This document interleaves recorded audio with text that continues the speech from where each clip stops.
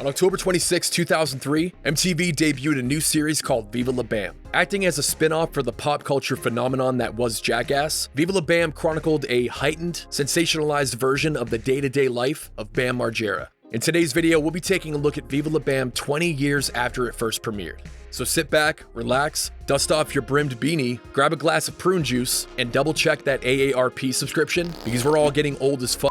And let's talk about Viva La Bam.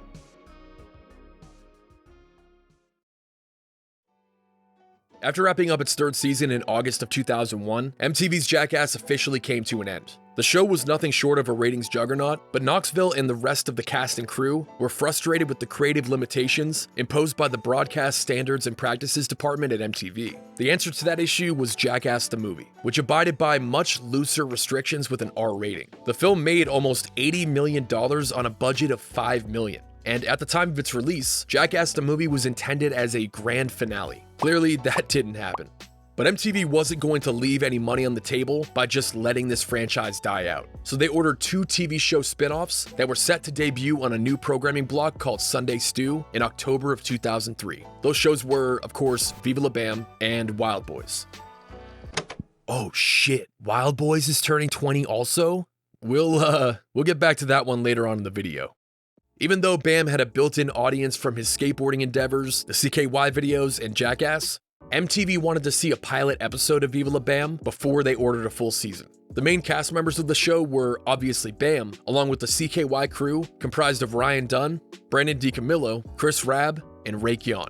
He was previously given thanks in the credits of Haggard the movie, but Tim Glomb, a jack-of-all-trades who assembled a lot of the crazy set pieces on the show, started out as a supporting cast member, but eventually joined the main cast. And of course, last but not least, Bam's family members. His mom April, his dad Phil, and his uncle Vince, better known as Don Vito. The pilot episode, titled Phil's Hell Day, really set the tone for the entire series. There are so many classic moments within this episode. Adding hydraulics to Phil's van and then immediately destroying it, installing a fire pole in the house, switching out Phil's toothpaste with ground beef, turning the whole house into a skate park, and of course, ironing burgers onto Phil's clothes.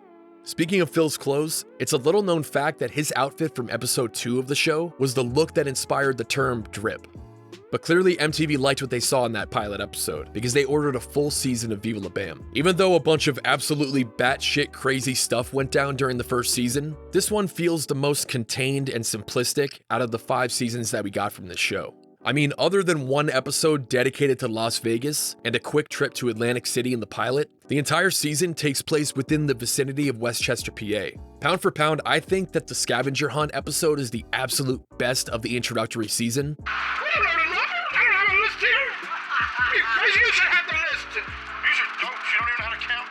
But my personal favorite from season 1 will always be episode 5, titled Paint, Phil, Blue, and Other Stories. Obviously, the events that inspired one half of the episode's title are absolutely hilarious even to this day.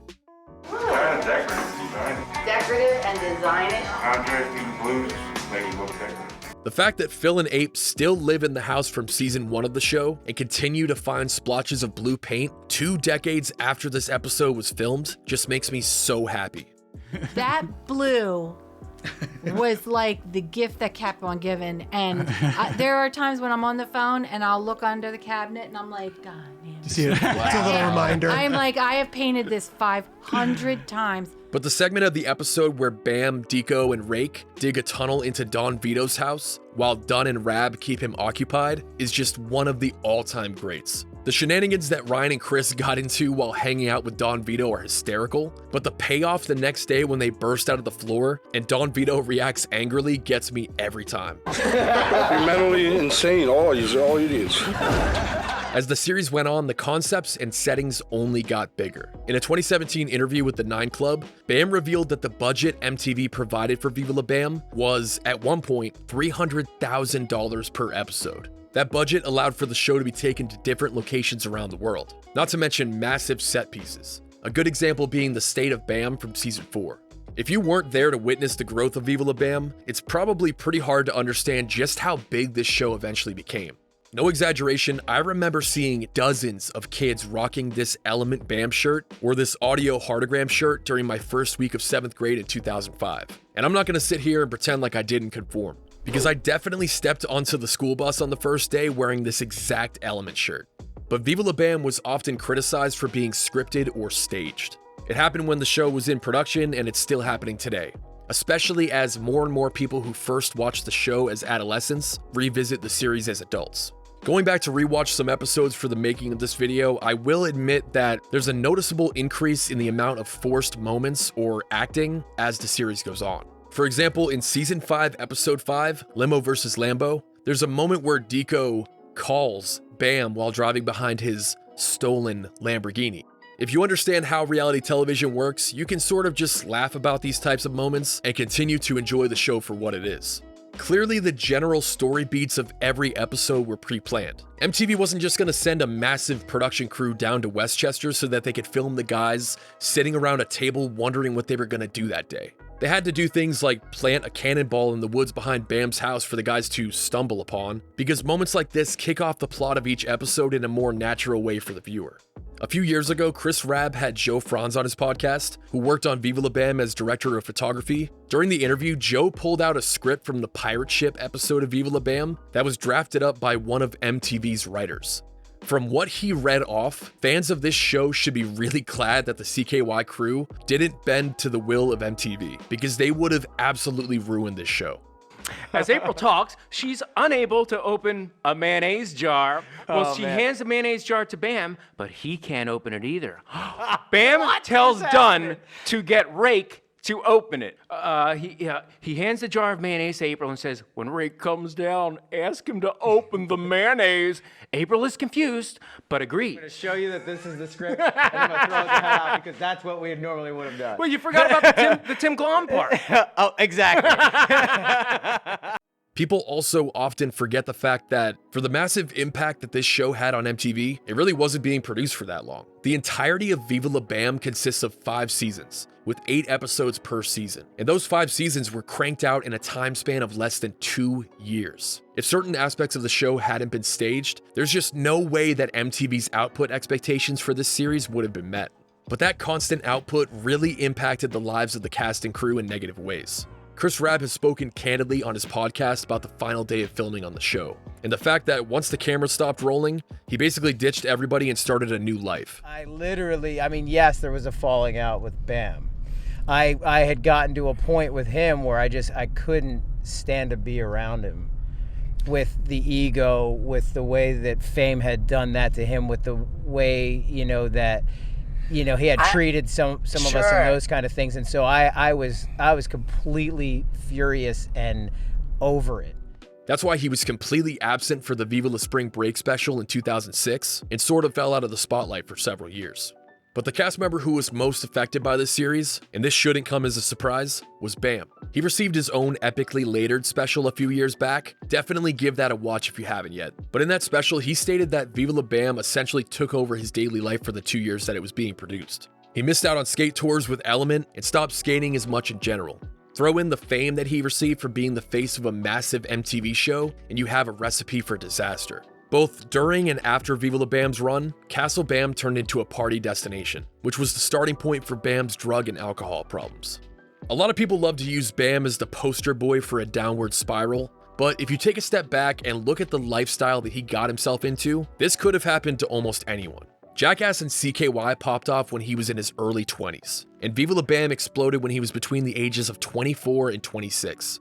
I'd imagine that most 24 to 26-year-olds lack the ability to process that much fame and that much fortune coming at them in such a short span of time.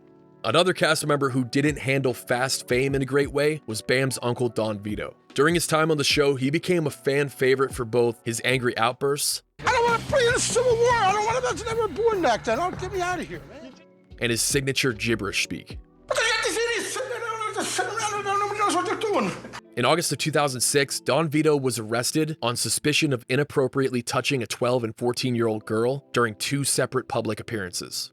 Long story short, Vince Margera's lawyer in this case basically said that during those events he was playing his Don Vito character. He was acting as his character from Viva La Bam. Therefore, Vince Margera, who his lawyer considered to be a different person from Don Vito entirely, shouldn't be held to the same standards. There is something to be said about the difference between an individual's public and private persona, because people who were close to Vito claimed that in his everyday life he wasn't anything like his character on the show. He did actually stutter and speak in gibberish a lot, but his family alleges that he was a genius when it came to tax preparation of all things.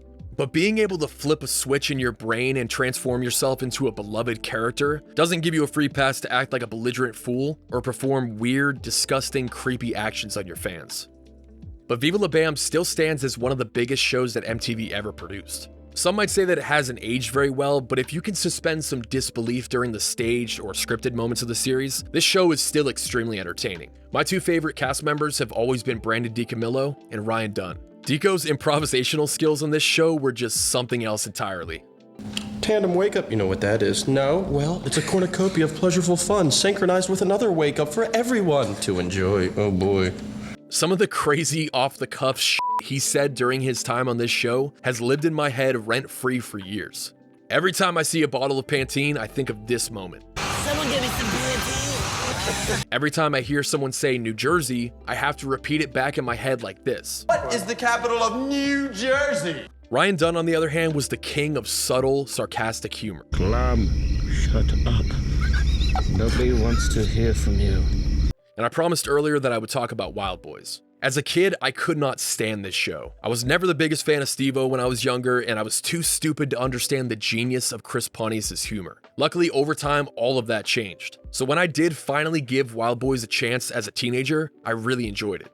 But it makes sense that a dumb 12-year-old who drank way too much Vault soda would be into Viva La Bam rather than Wildboyz. These shows cater to two different audiences entirely. Wildboyz is fully available to watch on Paramount+, but as of the making of this video at least, Viva La Bam isn't available to stream on any service in the US. But the thing is, if they ever add this show to Paramount+, they're gonna have to go in there and gut all of the great music that Bam curated for the show, just like they did with Jackass. And the music on this show is almost like another co-star. It's so important to the entire thing. But that'll do it for today's episode. I hope you enjoyed it. Comment down below with some of your favorite moments or episodes from Viva La Bam. I want to start some conversations and, of course, feed the algorithm god. As always, thank you for watching, and I'll see you on the next one.